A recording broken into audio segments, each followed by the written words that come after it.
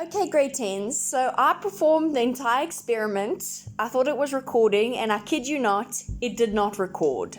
So I'm sorry you didn't see me rolling the dice, but let me show you what happened with the trials. So I rolled the dice 20 times, then an extra 10 times to get 30 trials, an extra 10 times to get 40 trials, and then an extra 10 times to get 50 trials. So remember, theoretical probability told us that the probability of getting even, or even the probability of getting odd, if even is our event, our favorable outcome, was a half, 50%, which meant that if I rolled the dice 20 times, I should have gotten 10 even numbers. But was this the case? No. I only got 6 numbers in my 20 trials. So I made this into a relative frequency.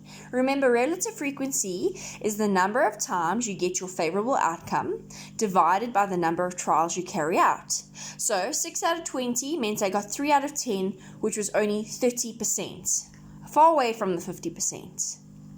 On the odd side of things, obviously if I got 6 even numbers, it meant here I got 14 odd numbers in the 20 trials. So the relative frequency for the odd numbers was 14 out of 20, which gave me 70%.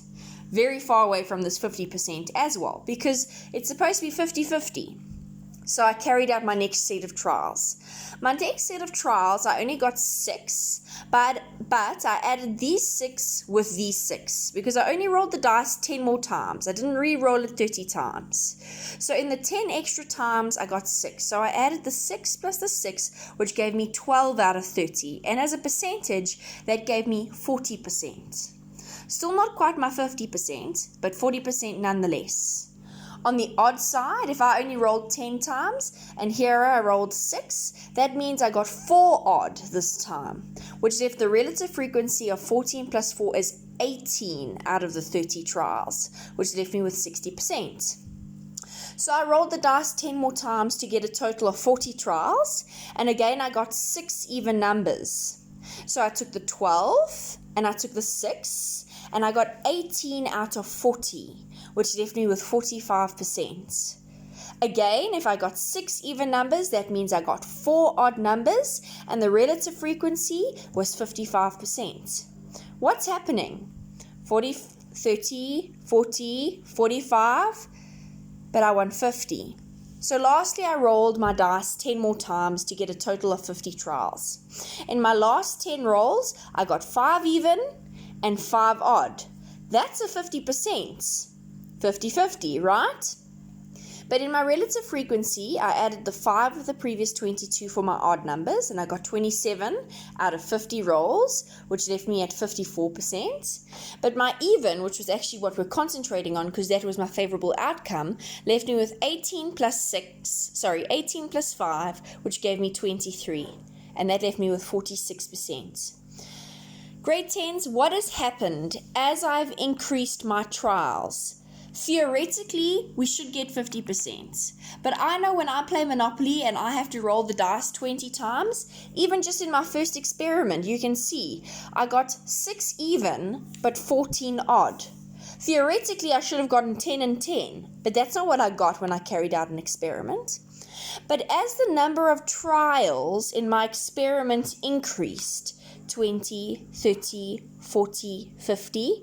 What happened to this percentage in relation to the theoretical probability? Do you agree that it got closer and closer to 50%?